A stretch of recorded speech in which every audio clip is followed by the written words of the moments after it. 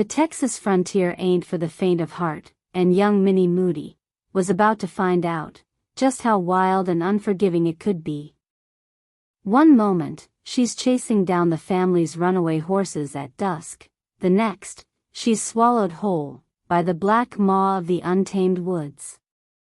Lost, alone, and stalked by creatures that prowl the night, her desperate cries fade into the darkness. Meanwhile, back at the homestead, her mother's wails spark a frantic manhunt, cowboys and settlers riding hard against time. But deep in the heart of the wild, under a moonlit sky, fate had its own plans for the lost girl of Van Zandt County. In the fall of 1847, down in Van Zandt County along the banks of the Sabine River, there was a family known by the name of Moody, a name that would soon echo through the woods and hearts of many. J. Moody, a rugged feller, his wife, and their 6 young uns made their home there, with the eldest being a spirited girl named Minnie. Now, it was common practice for folks to bring their workhorses closer to the homestead before nightfall, especially with tales of Indian raids swirling in the air like the autumn leaves. With Mr. Moody away on business, not expected back for several days, it fell to Minnie to gather up the horses. As dusk painted the sky orange and purple, she set out to wrangle the beasts. After tramping a mile or more through the dusky woods, she finally laid eyes on the horses, only to find the hobbles had come loose, and the critters were off to the races with a wild bunch. When she tried to corral them, they bolted, thundering down toward a creek tangled in thick cane. As night crept in like a thief, the darkness swallowed Minnie whole. Realizing she was lost, panic set in, and she hollered for help, her voice echoing through the shadowy woods. But only the rustling of leaves and the distant howls of wolves answered back. She was all alone, surrounded by wild creatures that prowled under the cover of night, panthers, catamounts, and who knows what else lurked just beyond the shadows. Back at the Moody homestead, her mother, racked with grief and fear, shouted until her throat was raw. Her cries finally reached a nearby neighbor, an old cowboy named Hank, and his son by the same name, who rode over to lend a hand. After hearing the tale of Minnie's plight, he rallied more neighbors to form a search party, their hearts heavy with concern. Come dawn, the men were ready, though it took all their strength to keep Minnie's distraught mother from charging into the woods herself. The whole day passed, in a frenzy of searching, but Minnie was nowhere to be found. Another 25 brave souls joined the hunt, their determination as fierce as a Texas storm.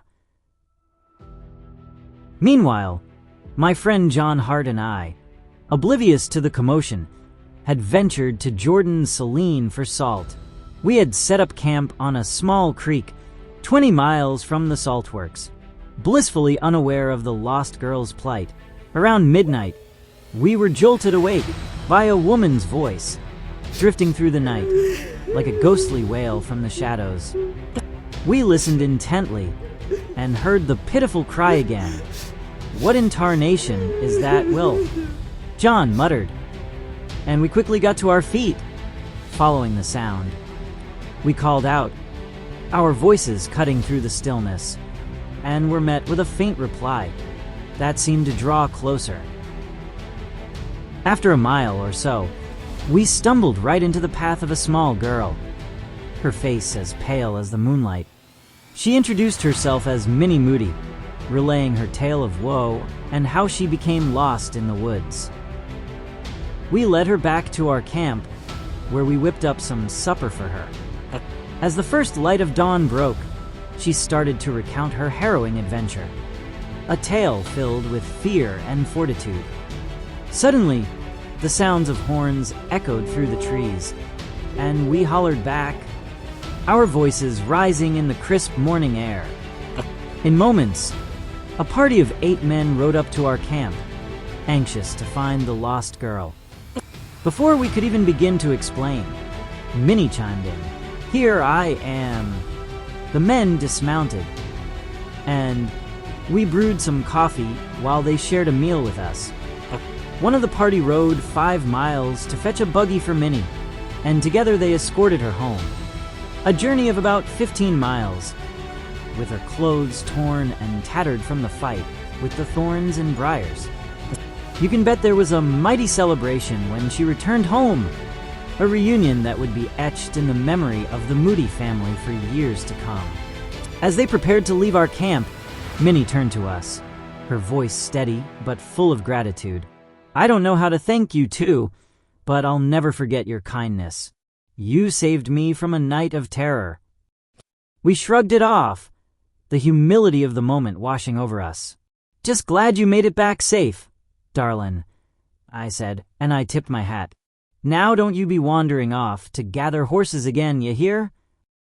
With that, they set off, the sun rising higher in the sky, casting a golden glow on the path ahead.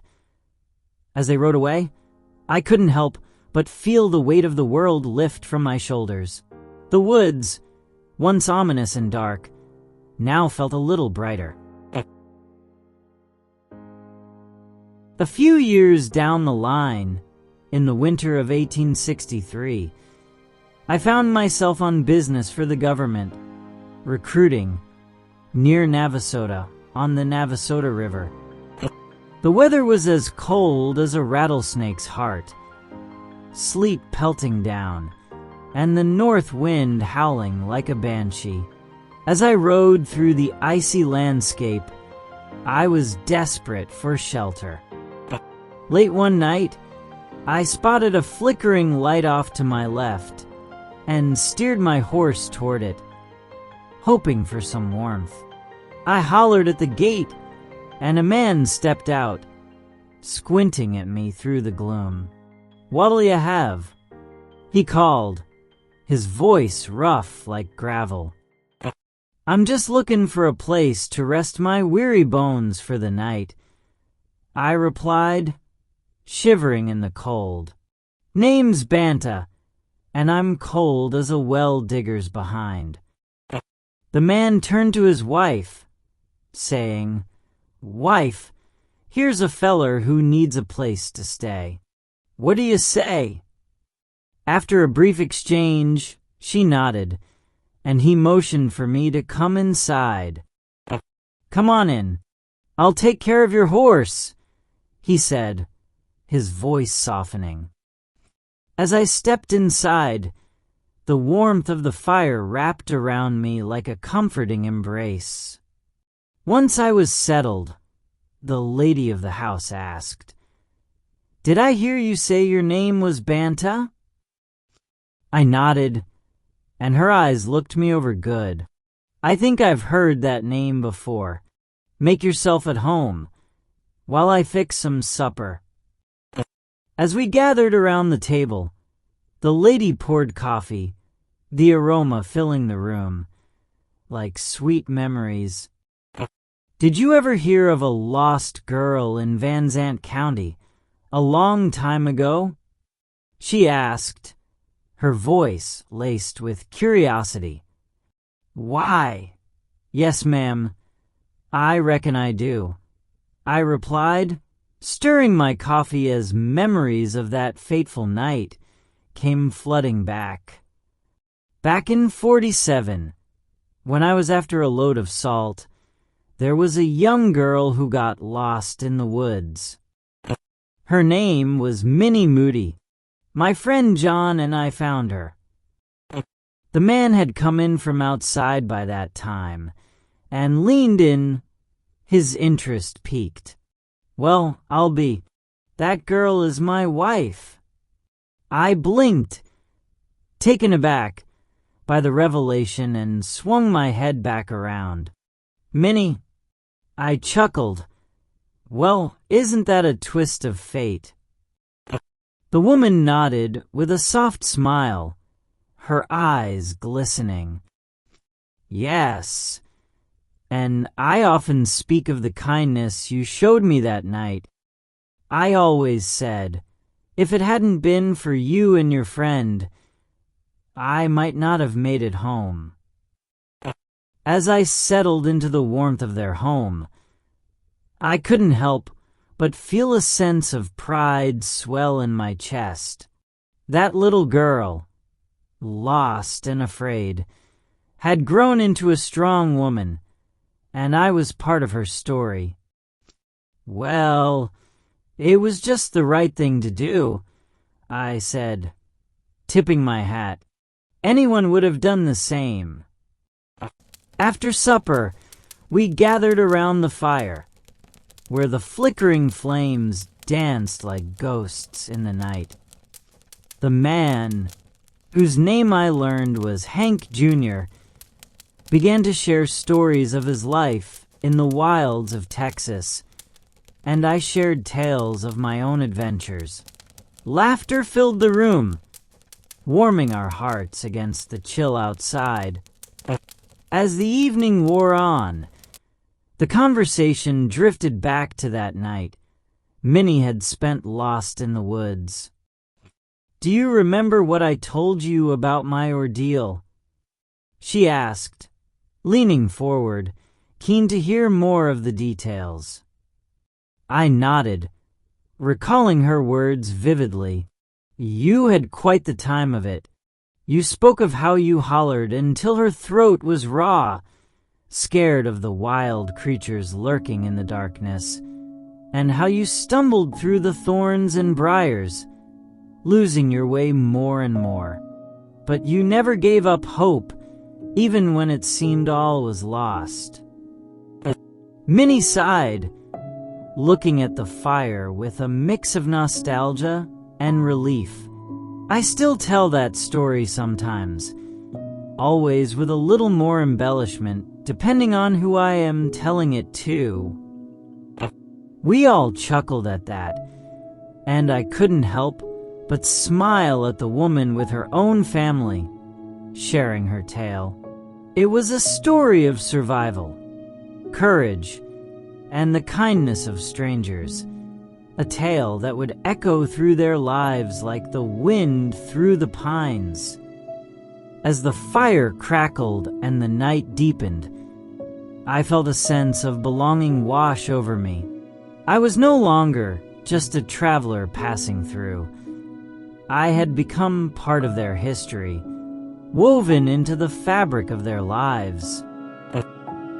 Life on the Texas frontier was a hard ride, full of danger, grit, and the kind of trials that could break a man or forge him into steel. Out here, survival wasn't just about strength, but about wits, courage, and knowing when to stand your ground. Getting lost was a death sentence for some, and a hard-earned lesson for others. The woods could swallow a soul whole, and only those with the will to fight, the sense to listen, and a bit of frontier luck ever made it back. Minnie Moody learned that lesson the hard way, and so did every soul who carved out a life in this wild land. Thanks for riding along on another Banta story. If you like what you heard, and want more tales of frontier courage, hit that subscribe button, and stick with us for the next ride. And if you really want to help keep these stories alive, share this channel with your friends. Every like, every comment, every share, it all helps the story keep riding on. Till next time, keep your powder dry, your saddle tight, and if you ever find yourself lost, don't panic, just keep moving toward the light.